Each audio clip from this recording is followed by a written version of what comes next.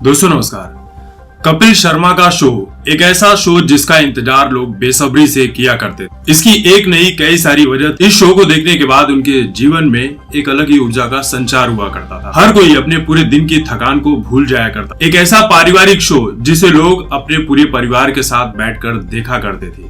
लेकिन बदलते वक्त के साथ इस शो का अंतिम संस्कार हो गया। अब एक रिपोर्ट ऐसी सामने आई है कि कपिल शर्मा के शो में जो ऑडियंस वहां पर मौजूद होती है उन सभी ने अपने अपने अनुभव को शेयर किया है कि कपिल शर्मा का जो शो है वो टीवी पर देखने में जितना अच्छा लगता है, रियल लाइफ में जब आप शूटिंग पर होते हो तो वो बहुत ही ज्यादा बुरा होता है। और वहां पर ऐसे ऐसे बुरे अनुभव शेयर करने को मिले हैं, देखने को मिले हैं, जिसे देखने के बाद लोग यही कह रहे हैं कि हम जेल में जाना ज्यादा पसंद करेंगे ना कि कपिल शर्मा शो में। यानी कि ऑडियंस के साथ शूटिंग के दौरान क्या क्या गंदी हरकतें होती है, उनके साथ कितना दुर्व्यवहार किया जाता है, उन सारी चीजों को उस ऑडियंस ने शेयर करने का काम किया है। देखिए, ऐसा करना इस शो की मजबूरी भी है क्योंकि सिटिंग अरेंजमेंट जो वहां पर होती है वो बार बार बदली नहीं जा सकती है। लेकिन कुछ चीजें ऐसी है जो वहां पर की जा सकती है, और वो क्या क्या चीजें वहां पर जो की जाती है वो मैं आपको बताता हूँ। शूटिंग के दौरान जो ऑडियंस सबसे अच्छा कपड़ा पहनकर आती है और जो सबसे ज्यादा खूबसूरत दिखती है,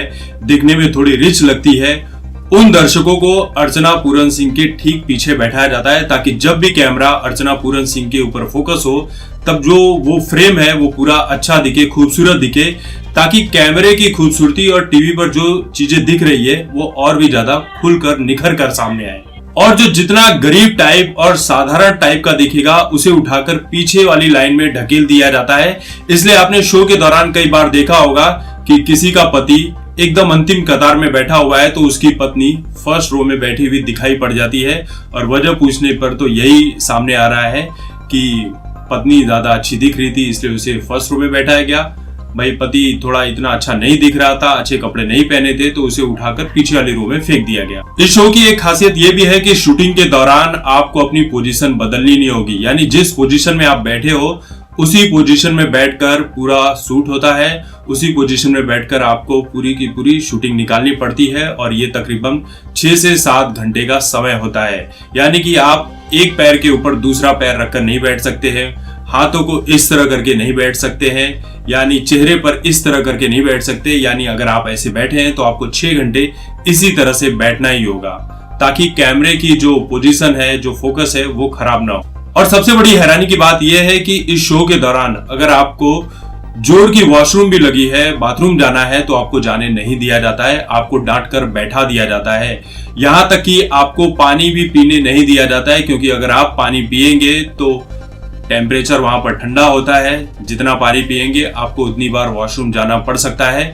तो वॉशरूम बार बार जाएंगे तो शो को डिस्टर्ब हो सकता है, इसलिए आपको पानी भी नहीं दिया जाता है और वॉशरूम जाने भी नहीं दिया जाता है। और यहाँ तक कि आप अपना टाइम पास भी नहीं कर सकते, और आपका जो मोबाइल फोन होता है वो पहले ही रखवा लिया जाता है। मोबाइल फोन रखवाने की सबसे बड़ी वजह यह है कि आप शूटिंग के दौरान कोई भी क्लिप ना निकाल सके, लेकिन 6 घंटे ऑडियंस को इसी तरह से बैठना पड़ता है।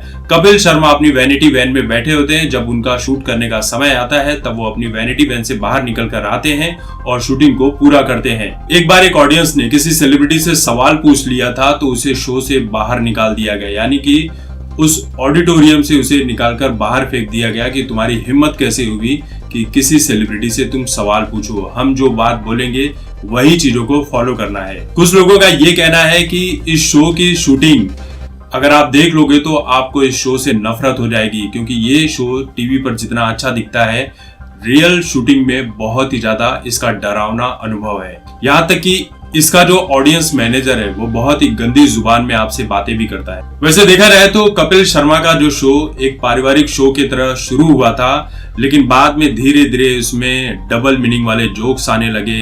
मतलब आप फैमिली के साथ इस शो को बैठकर देख नहीं सकते, इस तरह की बातें की जाने लगी, और किसी भी ऑडियंस को खड़ा कर कर कपिल शर्मा किस तरह से उसकी इज्जत निकालते हैं, ये सारी की सारी बातें वहां पर होने लगी थी। और यही इस शो की कहते हैं कि एक यूनिक पॉइंट बन गया था कि ऐसा करेंगे तो लोग हंसेंगे, और भाई किसी का मजाक उड़ेगा तो लोग हंसेंगे, लेकिन जिसका मजाक उड़ रहा है उसके साथ क्या बीत रही होगी ये चीज कपिल शर्मा की जो टीम है वो अनुभव नहीं कर सकती है।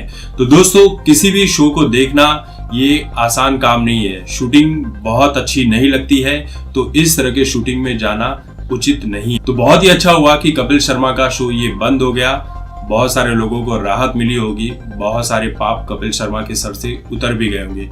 तो इस वीडियो को लेकर आपकी जो भी राय है कमेंट करके जरूर बताएं। तब तक देखते रहिए आपकी बात मुकेश के साथ। धन्यवाद।